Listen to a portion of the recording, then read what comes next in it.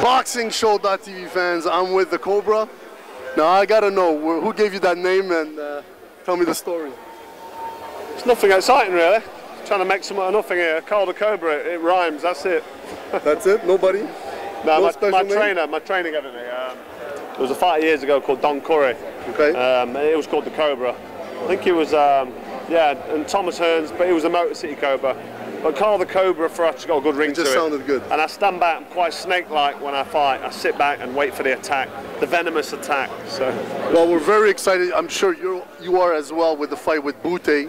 Obviously, this fight, who do you think has more pressure? Bute, who's fighting obviously one of the top contenders because you fought all the best fighters right now in the Super 6, and he's fought lesser competition. Who's got more of the pressure?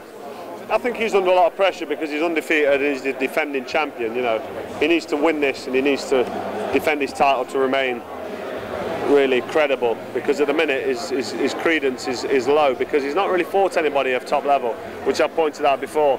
But I'm the one that went out there and said he's not fought anybody, he doesn't deserve his ranking, he's defending against bums really, he's not done enough, and now he's coming to my town to fight me. So, you know, you've got to give the guy credit because he stepped up to the plate, he's coming to Nottingham, in my city, to defend his title against me. So, you know, I can't say anything against that, but up until now, he's not really fought anybody. That doesn't mean he's not a good fighter and he can't fight.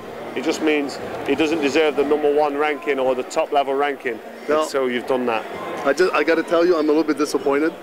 The trash talking that we love the Cobra that we all know didn't happen, and even Bute was surprised. He said when he came back that Carl Froch was so nice. Now he thought maybe it could be a head, mind game. Carl, tell us the truth. Now listen, we want to know, where's the trash talking with Bute? I've just said it there. I give the guy a lot of respect and a lot of credit for what he's doing. So I'm an honourable man. If somebody rears me up and starts talking trash to me, I look at them and I dissect them. I look into their eyes and I feel, why are you doing that? What's your problem?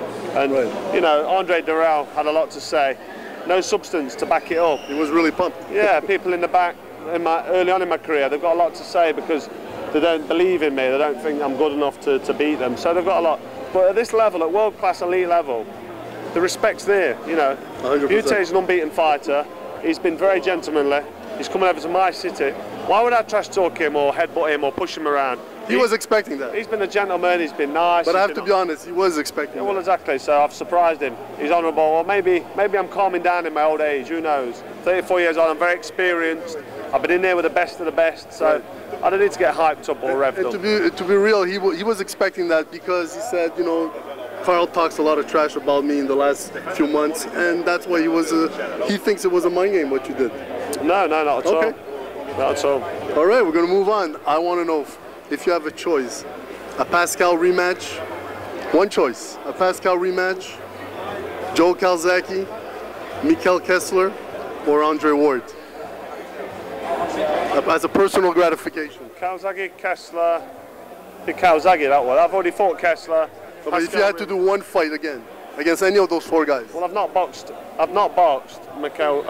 Joe Calzaghe, so I'd want the Calzaghe fight, I've got to be honest. Okay. But that's not a fight that realistically is going to happen. Joe, you never know. He might come back. He's not coming back, trust me. He's not coming back? No chance. Let me ask you one more question. Does it motivate you, or do you feel sometimes it's a little bit over the top? Your girlfriend is great. When you hear her screaming I mean, people talk about it, it's a big thing. How do you really feel about it? Does it really give you motivation when you hear her? Well, or sometimes you're a little bit, it's over the top? She's only ever screamed and shouted and lost the plot, if you like, at one fight. And that was the Abraham fight.